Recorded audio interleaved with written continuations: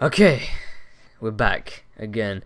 Yeah, so I'm just making this video again, just follow up to my last one. It's gonna be like an exam tip thing, cause exams in like 2 days, and yeah, I'm kind of like doing some last minute shit. So I'm gonna upload a video today, and then I'm gonna upload a video tomorrow about business shit, like everything, like not everything, but main stuff. Like, it's pretty much for me, but I'm just putting it online so it may help someone else, and it will help me because when I edit the video, it's gonna, it's gonna stick in my head. So I'm gonna try to dish this out now.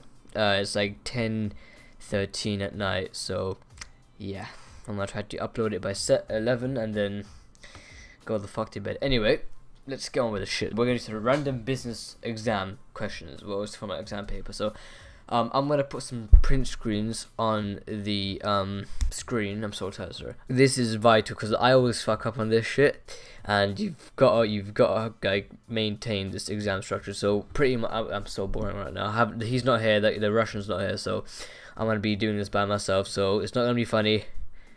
It's not gonna be funny. I'm sorry. 2 marker. You want the definition and the example. Yeah, you don't give the example, you get 1 mark. Tough luck, bitch. 4 marker. You want the definition. You wanna relate it to the case study times 2. So like relate it to some business shit, and then you don't have to do it times. I mean, yeah, do it times 2. Just find some case study knowledge and link it back to your point. Like if you're talking about, like, I don't know, increasing sales, just talk about how they, like, their advertising or how they're doing it, and then say the analysis this will lead to more, demand, more sales and profit and shit like that. The 8 marker, you want to have the definition and the knowledge. Yeah, so first, I don't think you have to have the definition, but you can just put it in there. So definition, knowledge, so like what your point is, apply it to some business shit, like, use some business terms. This will lead to whatever, like, this will lead to bigger brand recognition, and then you counter it. So you counter it with something else, like say if it aids brand recognition, what else it can lead to. So I don't know, it'll just say the opposite of whatever the fuck, and then you just do that times 2. Then a 10 marker, you do your definition, then you do your argument 4, which consists of your point, applying to business, leading to blah blah blah blah blah. Then you do your arguments against with the same shit, and then you do your judgment, what side you're on, your main reason for your side, and then what it depends on. And then the 20 marker is pretty much the 10 marker times 2. So you do two arguments for, 2 arguments against, and then you just balance it off with the judgment, which gets you a shit ton of marks, I realized. Alright, these are the 2 and 4 markers, right? So I'm gonna pull up the exam now, and you're gonna see what it is. So the first question is like, I know I didn't do it like the exam thing. I just split it up into the mark. I organized it in terms of the marks. So the 2 and 4 marks are here. Yeah. The first question, yeah, asked about marketing strategy. So you just explain it and you give the definition. So if you go back to the 2 marker, definition plus example. So you give them definition. Marketing strategy is the methods. So basically, think about it. It's a strategy, right? So why do you want a strategy for? Is to achieve your objectives. So their methods is to achieve your marketing objectives, and then that's 1 mark. Then the second mark, via increasing market share using the marketing mix. So you don't have to say the marketing mix, but it just gets you, like, using more business knowledge and shit. So the second question, what is product portfolio? You just say these are. You gotta know your definitions and shit. I mean, you can, like, sometimes wing it, but it's good to have the, like, right definition. That's why I kind of put it into my. Okay, I didn't put it into my own words, but just fuck it. So the product portfolio is the collection of items sold by a firm. Yeah, so it's pretty much the products, all the products. No, it's not the services. Oh yeah. My teacher told me this. When you're referring to a case study, yeah, you don't want to say they're selling products. You gotta say they're selling a certain type of good. Like, say if they're selling cupcakes, you say they'll sell. Their main objective is to sell more cupcakes, not products. So you just got keep it to the case study because they love that shit. It's not, and I realize it's not about knowing what. It's not about knowing that much. Like, you can, like, sometimes wing it because it's sort of common sense. Like, all the, like, what everything is, like revenue, profits. It's all of that. That's pretty much common sense, right? But then applying it to the case study and the question, and your literacy skills, the way you write and stuff, yeah, that's gonna impact it a lot. Sorry, so it's a collection of items sold by a firm, and it assesses the position of each product, right? So it uses the Boston matrix, which, you know, remember, like if it's a star, if it's a dog, if it's a cash cow for milking, and if it's a dog, cash cow, star, problem child, which is, yeah, I forgot what that is. Alright, so now 1C, that's why, yeah, so tomorrow I'm gonna upload a video which has everything in it. So say 1C, now this question is asking how Aston Martin uses product differentiation. So I'm just using a case study so it makes more sense instead of just giving you the definition of what it is. So firstly, let's go back to the 4 marker, yeah? Let's go back to the 4 marker. The 4 marker says you want the definition plus the case study times 2 and what it will lead to, right? So it's not that much, So you first say differentiation is making a product distinctive, right, from competitors. So so it allows you to have a USP, which is your unique selling point. So as they use differentiation, it will appeal to a new market demographic. So in the case study, it says that it will design cars suited for females, right, and younger people, which right now, like, you know, there's not many cars for younger people, and it's a premium car, so they'll be like, oh shit, you know, it's targeted towards me and it's a premium car, I want to buy it. So it's appealing to them, which will sort of aid brand loyalty as well and increase the demand. So from there you can they can have a premium aspect of driving a car, which will spike demand, more competitive, and they will increase market share because there's more teenagers and stuff like that, so they want to have a nice car with a relatively cheaper price and they want to be attracted to it. 1D talks about the design mix here. So you want to first define it because it's a 4 marker again. So you want to say the design mix is the aesthetics, function, and economic manufacturing. So pretty much what it means, aesthetics is the way it looks, like the car. If it looks good, you're gonna buy it. I mean, not really, but you know, if it looks good, you might as well. You have more influence to buy it, yeah. And the function, if it works. If your car doesn't work, if it fucks up like halfway, it's not a good car.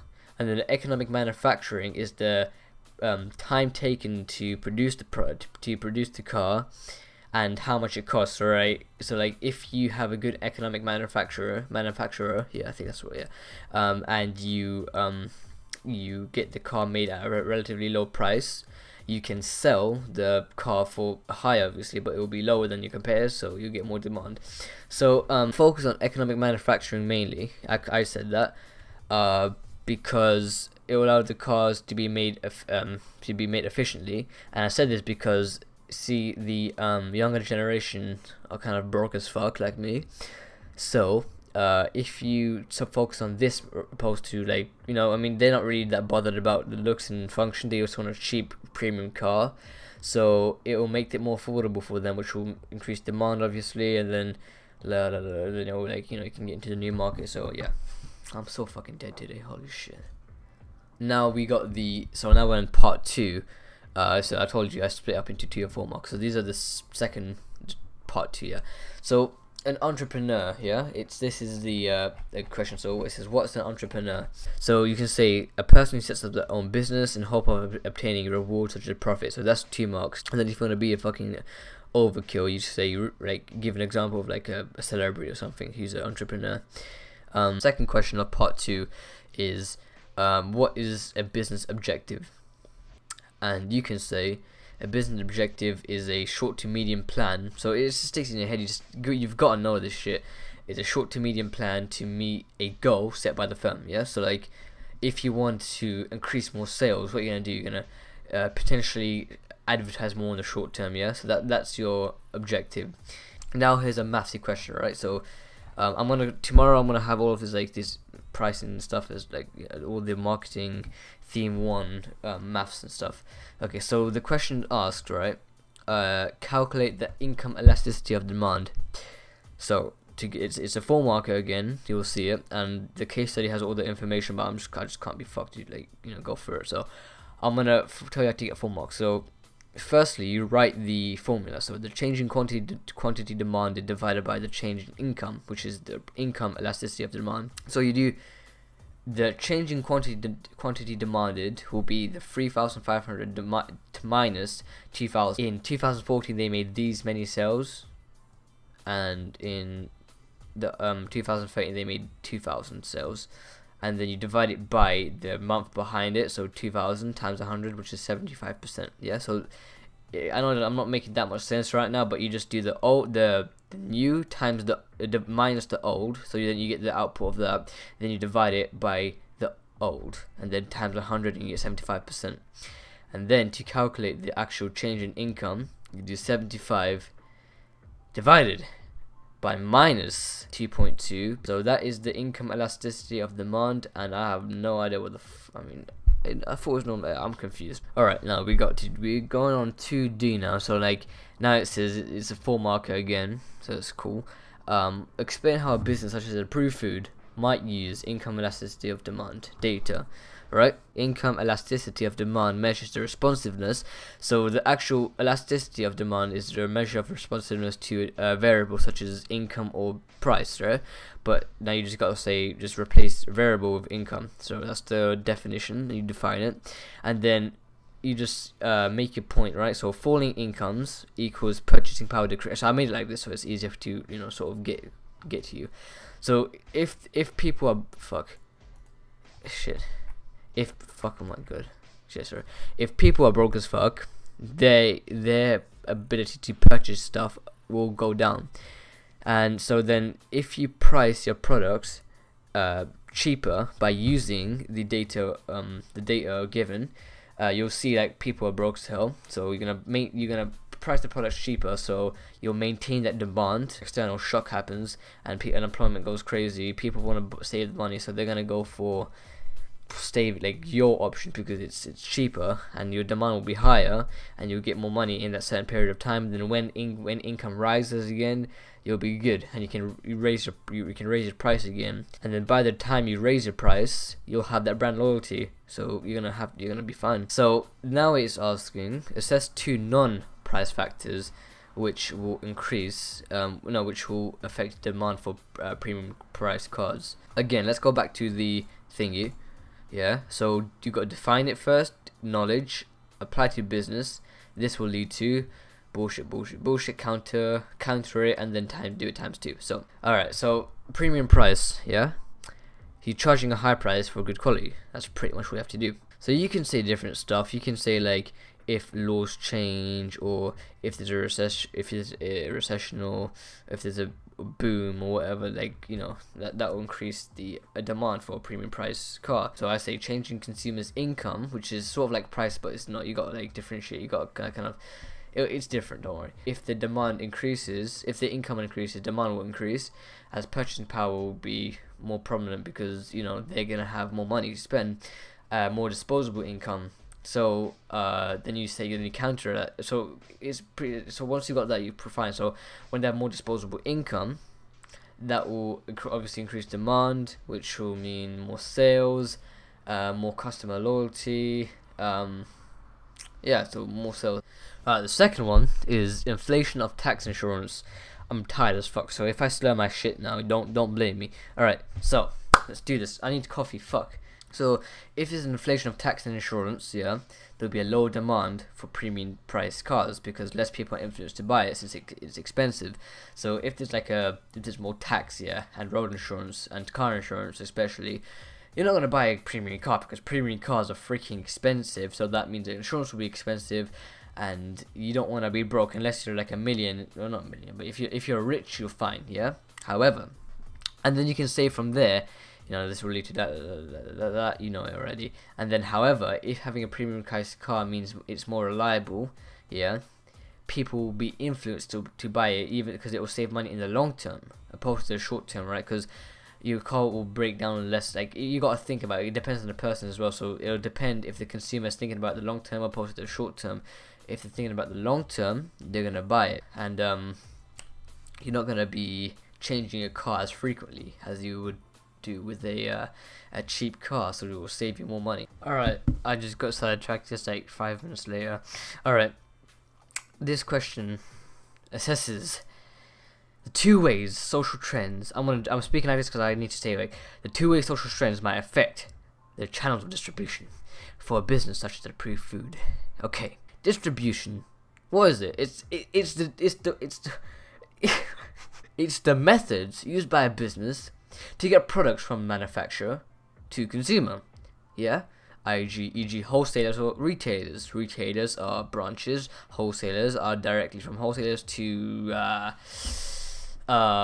consumers via online, buying online and shit. I think hopefully. So, let's say it says two way and social trends. People get fucked up and say, "Oh, social media like online business." No, fuck off. It's not that. Yeah, it's. I just had coffee. I like coffee. Okay, so what the fuck's? Look, listen. Two way social trends might affect the channel of distribution. Firstly, you can say social media is one.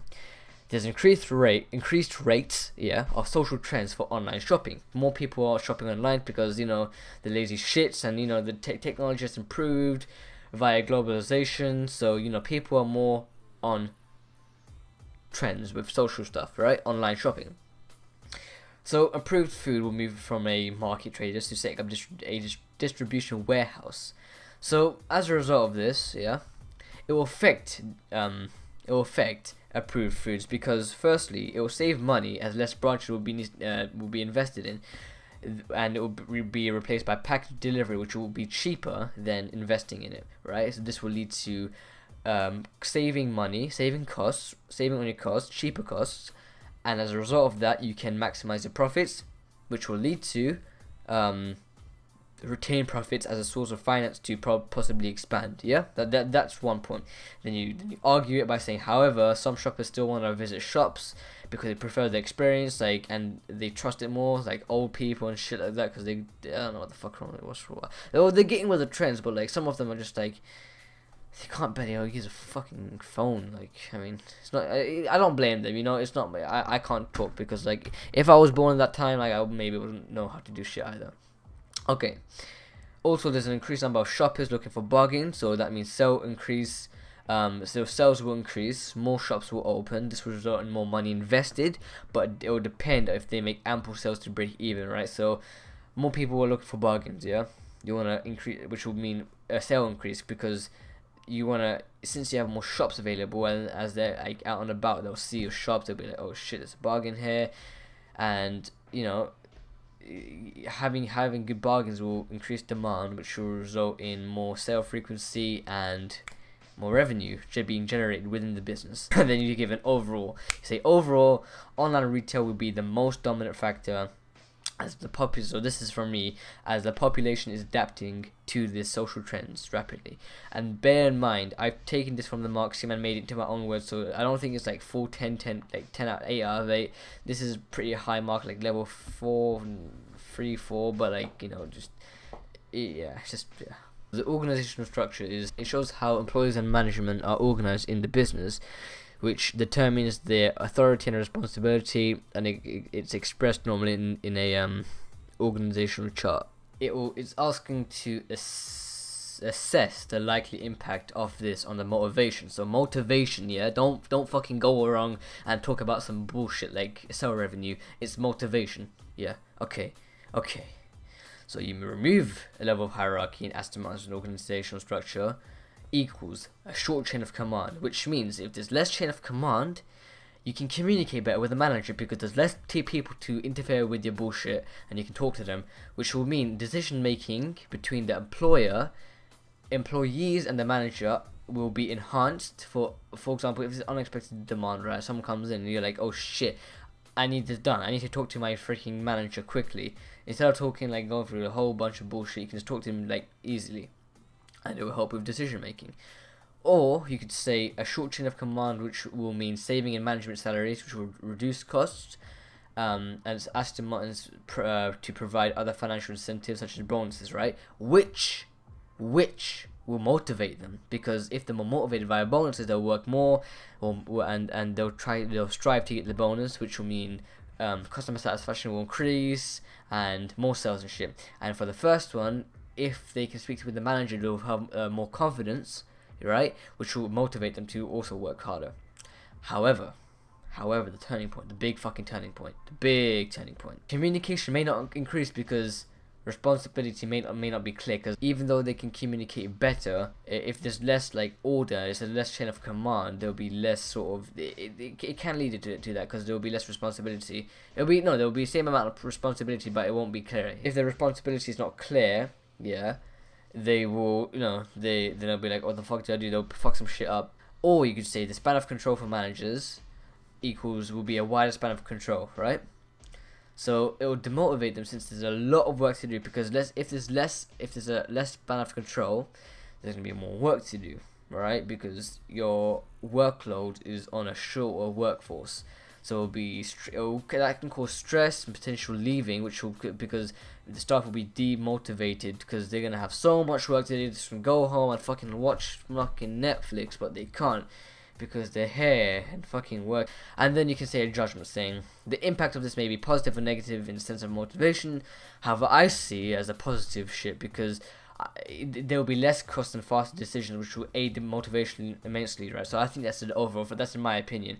However, it depends on which and how many levels of hierarchy are removed. Because if it's a lot of hierarchy removed, and you become a super flat structure with a very, very short span of control, wide span of control, and a short chain of command, yeah, you could kind of fuck everything up. But I mean, if you get the right amount, you'll be good to go. Now we're on the last 10 marker because I'm not doing 20 marker. So this is on profit maximization. I'm gonna go sleep at 11:30 because I got to do shit. Holy fuck. Okay. Profit maximization. What is it? It's achieved when the difference between sales revenues and cost is the greatest, right? So the difference must be the greatest value. This is quite necessary for approved foods because they may need to expand further, right? So they need to expand, they need a source of finance, right? This is necessary for approved foods as they need to expand further. And to expand, you need a source of finance. And since the orders are growing on a positive correlation, they're growing, and they'll need a source of finance to grow. And instead of using bank loans, which will mean, as you pay it back, it will incur interest, you can use retained profits, which you don't have to pay it back any interest, and it's your own business money, so you can gain that money back when you need it, and you don't have to sign any contracts, which will save time. I can't spell for shit. Counter, they are offering large discounts, right, up to 70 on each shop, so the gross profit margins will be relatively low, but the demand will be very high. Therefore, profit maximization isn't that important to approved foods, as the objectives are different. But I mean, so yeah, you can say that. And then the judgment, there's more competition in the food market because it's growing. I can't spell again. I'm tired as fuck. And more shops are expanding, therefore survival is greater than profit, maximizing your profits. That's all you need to know for this exam. It's pretty much done. You probably get good marks if you do it. So tomorrow I'm gonna upload the other video on everything, and yeah. So good luck and enjoy. Hope you do good in your exam. I'm tired as fuck. I'm gonna put this in the editor now, and see ya.